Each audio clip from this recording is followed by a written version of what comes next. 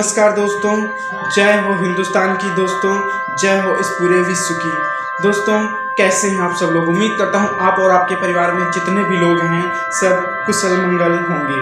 दोस्तों मैं परमात्मा से आप प्रार्थना करता हूं कि हे परमात्मा, आप हमारे इस देश को और इस विदेश को और यहाँ तक कि इस पूरे विश्व को हमेशा खुशी, प्रसन्न और प्रफुल्लित रखना, हमेशा इसे उन्नति के पथ पर अग्रसर करना। मैं परमात्मा से यह भी प्रार्थना करता हूँ कि हे परमात्मा, आप हमारे देश के और विदेश के और इस पूरे विश्व, इस पूरे संसार के उन लोगों को बल बुद्धि विद्या प्रदान करना जो लोग हमारे देश को और इस पूरे विदेश को, इस पूरे विश्व को आगे बढ़ाना चाहते हैं, जो लोग अपने इस पूरे विश्व को उन्नति के पथ पर अग्रसर करना चाहते हैं, जो अपने इस देश और विदेश पूरे विश्व को आगे बढ़ाने के लिए अपना बहुत ज़्यादा कीमती समय बहुत ज़्यादा स्पेंड करते हैं, उन सभी लोगों को बल बुद्धि विद्या प्रदान करना ताकि वो लोग अपने अपने मिशंस में कामयाब हो सकें। दोस्तों जैसा कि आप लोग जानते हैं, मैं आपका दोस्त अध्यापक सोनू सिंह अपने YouTube चैनल बीटेक एक्शन से विजिट करने के लिए आप सभी भाइयों बहनों को मैं तहे दिल से धन्यवाद देता हूं। दोस्तों आप लोग ये भी जानते हैं कि ये जो अपना YouTube चैनल है बीटेक एक्शन, इसके अंतर्गत 4 चीज़ें आती हैं। जो पहला है वो है SS बिजनेस स्मार्ट, और जो दूसरा है वो है MD कंस्ट्रक्शन सोसाइटी, और जो तीसरा है वो है MD म्यूजिकल सोसाइटी, और जो चौथा अपना है वो है MD एजुकेशनल सोसाइटी। दोस्तों जैसा कि आप लोग ये भी जानते हैं, ये जो चौथे नंबर पर MD एजुकेशनल सोसाइटी है, यह सोसाइटी ज्ञान और एजुकेशन का एक ऐसा स्रोत है, एक ऐसा स्टोर है, एक ऐसा मंच है, एक ऐसा समूह है, एक ऐसा ग्रुप है, एक ऐसा कलेक्शन है जिसके अंतर्गत ज्ञान और एजुकेशन से रिलेटेड कई सारी चीज़ें इसके अंतर्गत आती हैं। दोस्तों मैं आपको बताता चलूं कि इस चौथे नंबर पर MD एजुकेशनल सोसाइटी में कई सारी चीज़ें ज्ञान से रिलेटेड इस सोसाइटी के अंतर्गत इन्वॉल्व हैं, जैसे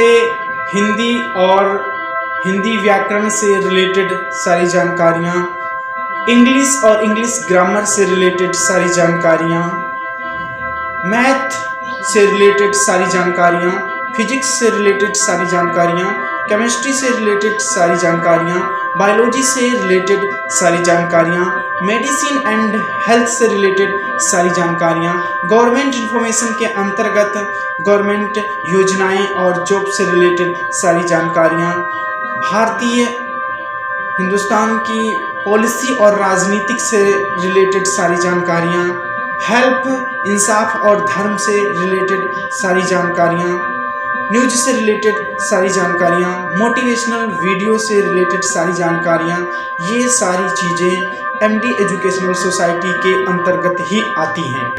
मैं आपको बता दूं, ये सारी चीज़ें MD एजुकेशनल सोसाइटी में इन्वॉल्व हैं, जो इन सभी की एजुकेशन आप लोगों तक सरलतापूर्वक पहुंचाई जाएगी। दोस्तों क्या आप बदसूरत हैं और आप ये सोचते हैं कि भगवान ने मेरे साथ बहुत बड़ा अन्याय किया है और दुनिया में मुझसे ज़्यादा बदसूरत कोई नहीं है। हे परमात्मा मुझे उठा ले, अब मुझे जीने का मन नहीं करता, अब मैं इस संसार में जीना नहीं चाहता हूँ। अगर जो आप ऐसा सोचते हैं तो आप गलत हैं। अगर जो आप एक गरीब हैं और ऐसा सोचते हैं कि परमात्मा ने मुझे बहुत गरीब बना दिया है, हे परमात्मा मुझे उठा लो, अब मेरा इस दुनिया में जीने का मन नहीं करता, तो आप गलत हैं। अगर जो आप ऐसा सोचते हैं कि आप दुनिया के वो पर्सन हैं कि आप बहुत ज़्यादा अनएजुकेटेड हैं और आप ऐसा सोचते हैं कि दुनिया में मुझसे ज़्यादा कोई अनएजुकेटेड अर्थात अनपढ़ आदमी नहीं है, तो आप ये गलत सोचते हैं। अगर जो आप ऐसा सोचते हैं कि आप लंगड़े हैं एक पैर से और आप ऐसा सोचते हैं कि दुनिया में मुझसे ज़्यादा कोई लंगड़ा नहीं होगा, तो आप ये गलत सोचते हैं। अगर जो आप ऐसा सोचते हैं कि आपकी बीवी बहुत सुंदर नहीं है दुनिया में और आप अपनी बीवी को रखने के लायक नहीं है, तो ये आप गलत सोचते हैं। अगर जो आप इन सभी चीज़ों से रिलेटिव हैं तो आप इस वीडियो में अंत तक बने रहिए, क्योंकि MD एजुकेशनल सोसाइटी के अंतर्गत हम इस मोटिवेशनल एक ऐसी स्टोरी के बारे में बात करेंगे जो दुनिया के साथ कदम से कदम मिलाकर चलने पर मजबूर कर देगी। ये मेरा आपसे वादा है। सिर्फ आप इस वीडियो में अंत तक बने रहिए। एक कहानी है जो मैं आपको बताने जा रहा हूँ। एक जंगल था, बहुत बड़ा जंगल था, और उस जंगल में कई प्रकार के जानवर रहते थे, जैसे हाथी, सियार, चील, कौवा, बंदर, हिरन, कुत्ता, बिल्ली, कई ऐसी चीजें थी जो उस जंगल में निवास करते थे। एक दिन की बात है कि एक शेर एक हिरन को रगड़ा रहा था और वह हिरन उस शेर से बचाव करने के लिए, अपने प्राणों की रक्षा करने के लिए भाग रहा था। और जब वह भाग रहा था तो वह परमात्मा को कोस रहा था, हे परमात्मा, आपने मेरे साथ इतना बड़ा अन्याय किया है कि आज मैं छोटा हूँ इससे और कम पावरफुल हूँ, शक्ति में भी कम हूँ, जिसके वजह से ये मेरा शिकार करना चाहता है। उससे बचने के लिए वह भाग रहा था और भगवान को कोस भी रहा था। अंत में उसने भागते भागते एक नज़ारा देखा। नज़ारा क्या था कि एक कुत्ता एक बिल्ली का शिकार करने के लिए उस बिल्ली के पीछे भाग रहा था, और बिल्ली अपने प्राणों की रक्षा करने के लिए, अपने प्राणों को बचाने के लिए वह भी तेजी से भाग रही थी। जब उस हिरन ने इस वाक्य को देखा, इस सिस्टम को देखा, तो उसके दिमाग में एक विचार आया कि मैं तो खामखा और फालतू उस परमात्मा को कोस रहा था, जिसने मुझसे भी छोटे कुछ जानवरों को इस धरती पे बनाया है जो अपनी रक्षा के लिए भाग रहे हैं। उसने ये नज़ारा जब देखा तो उसके अंदर एक साहस उत्पन्न हुआ कि जब मैं से छोटे भी जानवर हैं तो मुझे डरने की कोई चिंता नहीं है।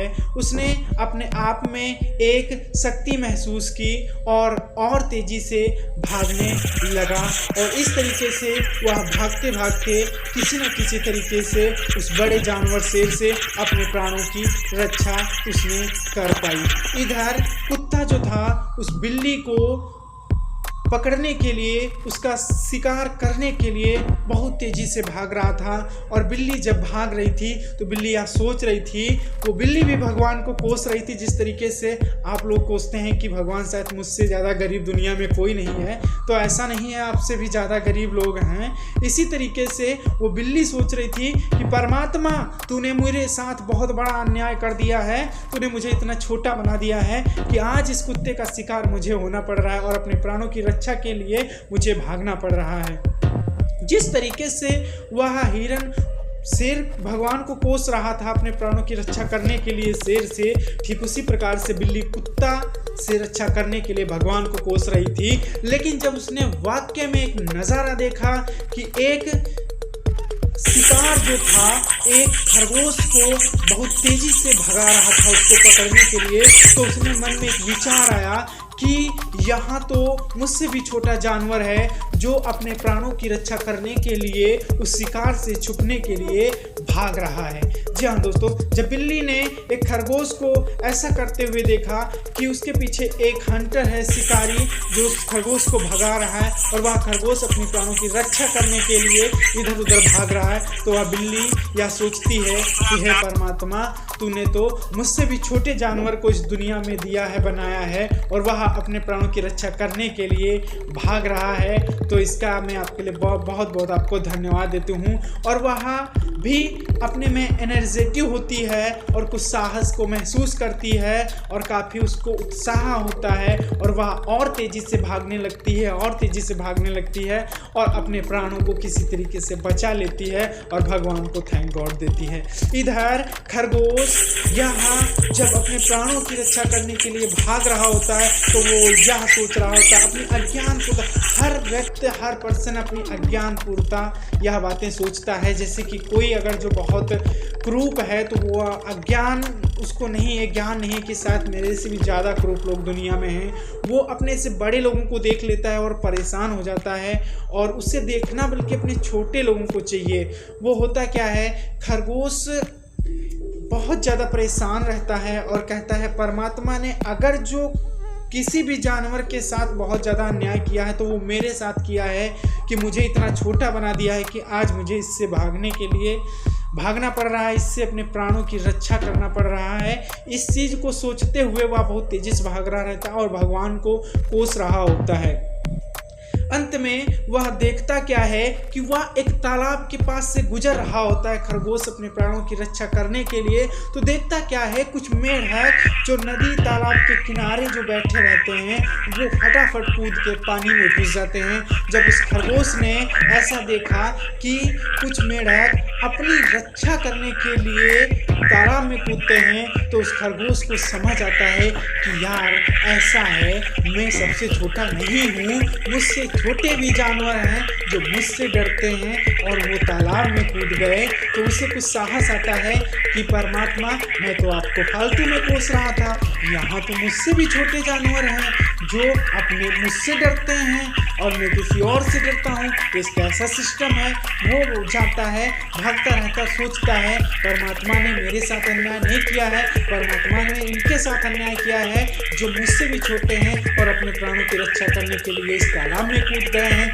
उसे भी एंग्जाइटी आती है, उसे भी साहस आता है, उत्साह आता है और काफ़ी वह प्रसन्न होता है और तेज़ी से भागने लगता है और तेज़ी से भागने लगता है और किसी तरीके से वो भी अपने प्राण को बचा लेता है।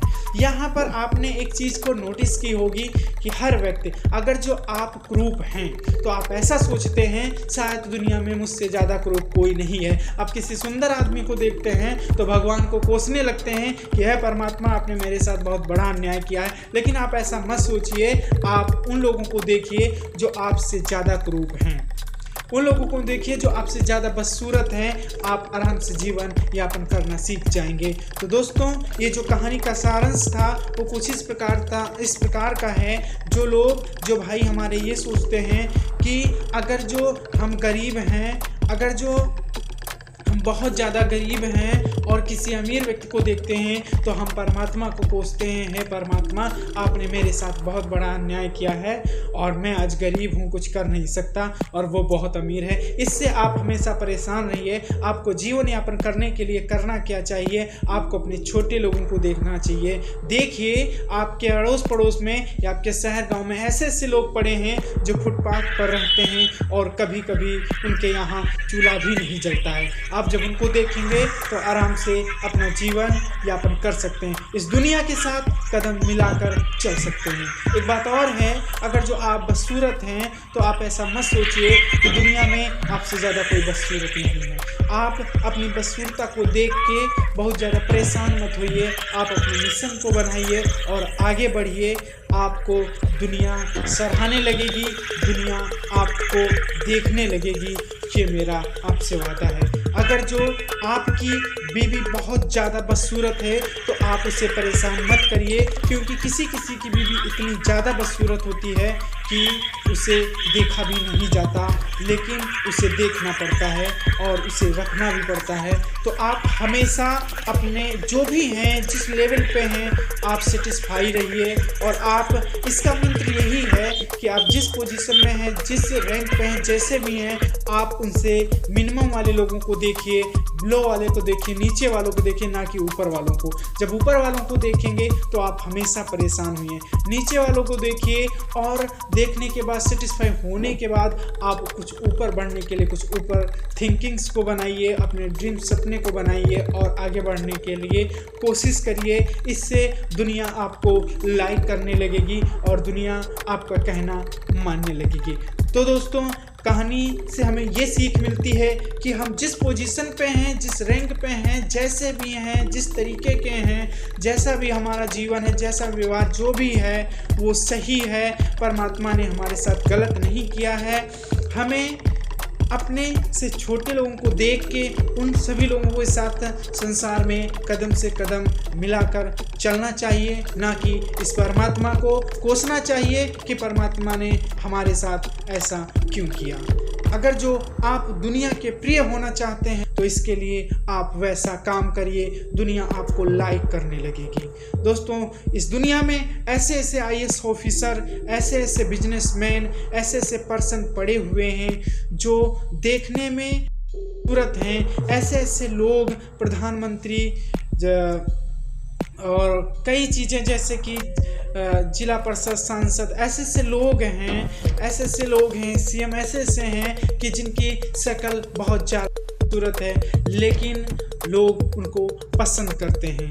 आपसे हम बता दें कि हमारे जो वर्तमान प्रधानमंत्री हैं, आप जान सकते हैं वो किस कास्ट के हैं, लेकिन लोग उनको पसंद करते हैं। आप जिस भी शक्ल के हैं, आपको शक्ल से कोई मतलब, आपके अंदर क्वालिटी और गुण होना चाहिए, लोग आपको पसंद करने लगेंगे।